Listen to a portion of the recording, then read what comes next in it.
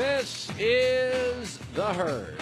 Wherever you may be and however you may be listening, live in Los Angeles, iHeartRadio, Fox Sports Radio, and FS1. Christine Leahy is joining me here, hour number 2. The first one flew by. Doug Gottlieb was great. We have Chris Broussard, Will Blackman, former NFL safety, Packers, Giants, Redskins will be joining us. And in a couple of minutes, where Colin was right, where Colin was wrong. So my wife's out of town, so I watched a bunch of movies this weekend. And I was going to watch a movie tonight. And it's like, oh, wait a minute. I got Villanova, Michigan tonight. Yeah, you had to change your plans. Yeah, so I was going to watch another movie. Lady and Bird. go ahead and say it. Yeah, Lady Bird. And I got a young high school / college daughter, and I was like, everybody got to watch that. Great movie. Although I will say that Lady Bird and your daughter probably not the same person. Okay, that's probably that would be fictional. Mine's real. That's the number one big difference. Like one's a movie person and one's a person. Yeah, I don't think that your daughter would relate to that person. So tonight's Villanova, Michigan. And I think it's going to be a barn burner. I think it's going to be inartistic and ugly. It is not going to look like many of Villanova's games. Michigan is a remarkable team with one NBA guy, and he's kind of an okay NBA guy. He's a big Euro who can face the hoop and shoot a little, but he's not Dirk. He's not a great shooter. He's a streaky shooter, and he's athletic, but not that athletic. And Villanova's got 2 or 3 NBA guys, and Villanova's got 6 guys who can hit a 3, and Villanova just beat Kansas so badly, their coach, Jay Wright, apologized to Bill Self. That's factual. After the game, he went out and said, sorry, Bill, one of those nights we couldn't miss. I think a Michigan upset is on the table tonight for a lot of reasons. Number one, it's the first time in the tournament. Villanova may not be the best coach team on the floor. Secondly, Villanova's a heavy favorite. With that crown comes a lot of pressure. Third, I don't think Villanova can shoot like they did against Kansas. You can't shoot in back-to-back-to-back games like that. Secondly, better defensive team is Michigan. Villanova's good defensively. Michigan is outstanding. Second best defense in college basketball, in my opinion, in West Virginia. So I think I may even have, and when I say this with all due respect, Beilein may be the best game coach in the country. Tom Izzo gets all this love as a great coach. He's not even the best coach in his own state. Okay, Beilein may be the best situational coach in college basketball. They are the better defensive team. They're playing with house money. They have an NBA guy. Remember, it's not always the best team. It's the hottest team, the loosest team. This game makes people tight.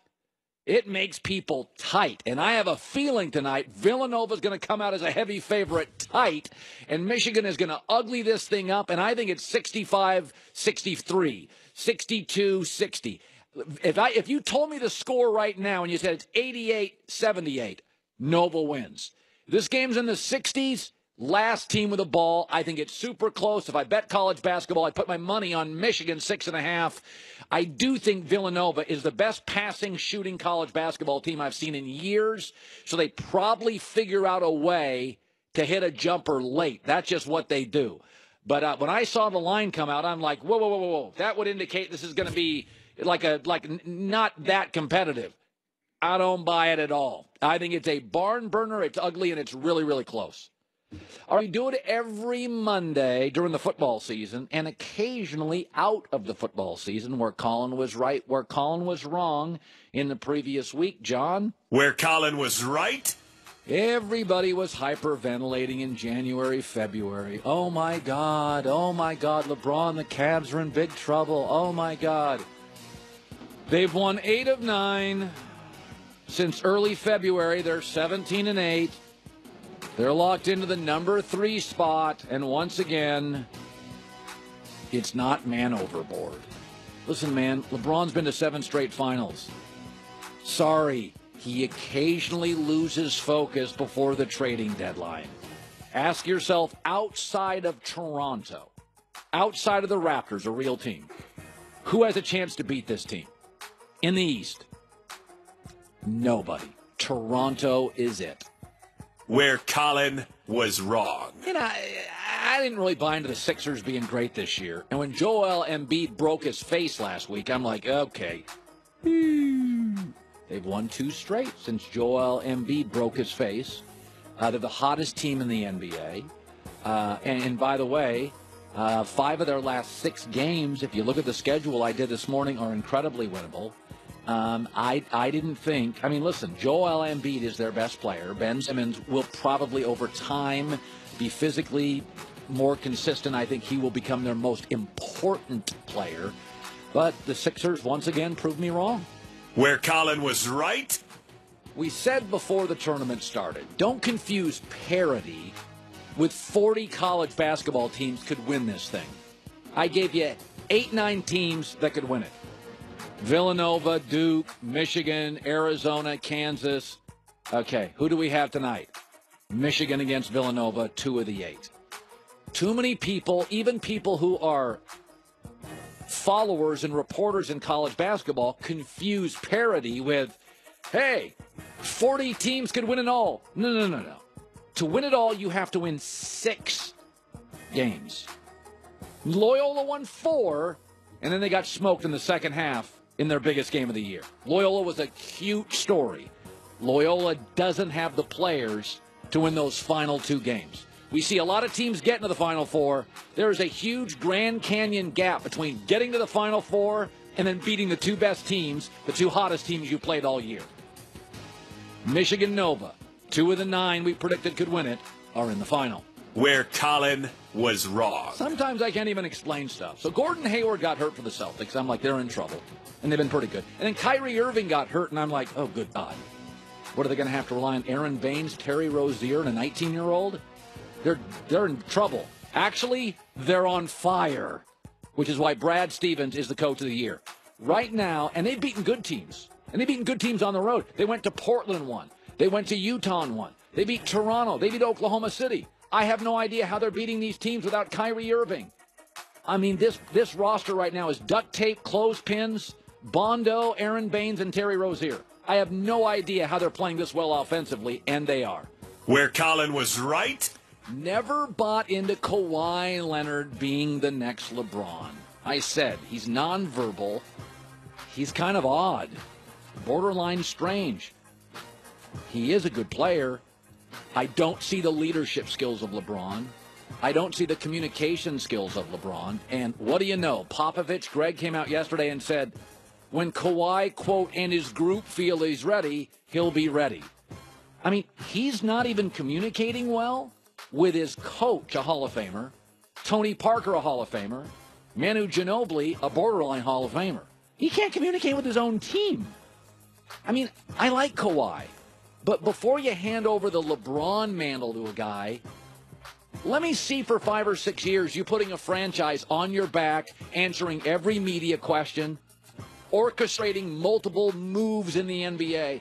Kawhi's a good player, but his personality is difficult, and you're seeing it now. Where Colin was wrong.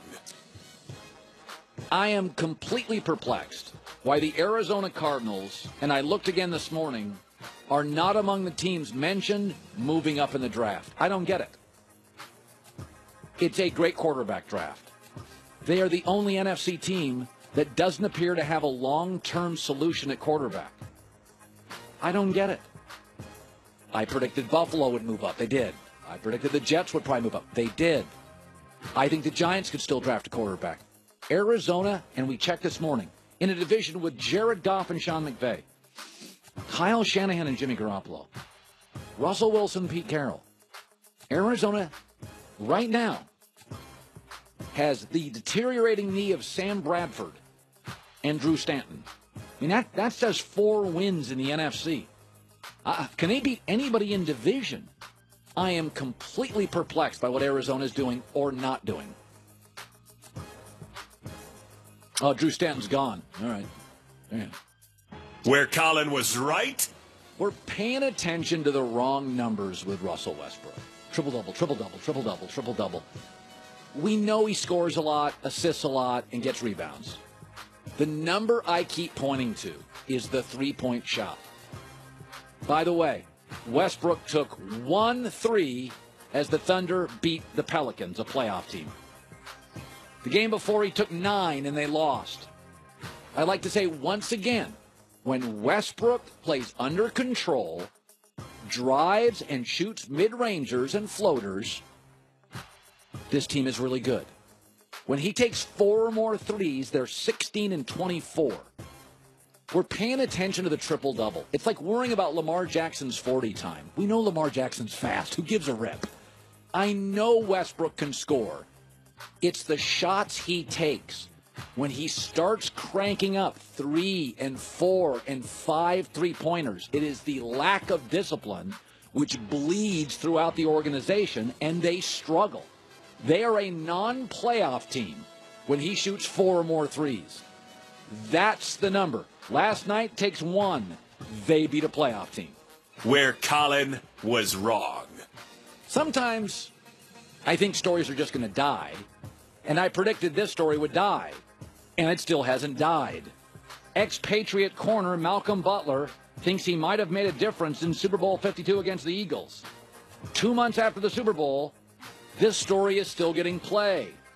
And it does appear to have created a, micro fracture among Brady and Gronk and Butler. My friend Jason Whitlock was right about this, and I was wrong. I thought, we talked about it for a couple days, but, the Super Bowls for New England are all close. They win them, they lose them. They're all the same game. They've been in 8 of them. They've won 5, they've lost 3. They've all ended the exact same way, on a play. And I thought this would just sort of disappear into the NFL air. But 2 months later, my man Whitlock was right and I was wrong. This is still getting play. Still. Chris Broussard's around the corner. And coming up next, an NFL coach embraced the wrong star. That's coming up. Baseball is back. I went to the Dodgers game last night. It was, Christine, a beautiful evening. It was. The sky turned like pink. Ooh. And over the blue skies and the Dodgers. Did you have some wine? I did not. I had a beer and a bunch of peanuts. Too many. And then one of those. Too many beers or peanuts? Well, I only had one beer and a bunch of peanuts, a bag, and then I had a lemonade thing.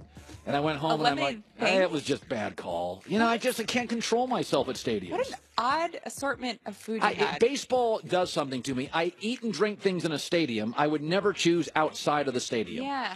It's weird. What kind of beer? I have no idea. It was like, I think it was European. I felt like being Belgium last night. Belgian. Yeah, Belgian. Like a waffle? Yeah. Anyway, SeatGeek, it's an app. Download it, 2 clicks. And it's the easiest way to get tickets because SeatGeek searches ticket sites, compares prices, finds you the deal. So when you show up, and by the way, sports, comedy, concerts, theater, it's already done all the work for you.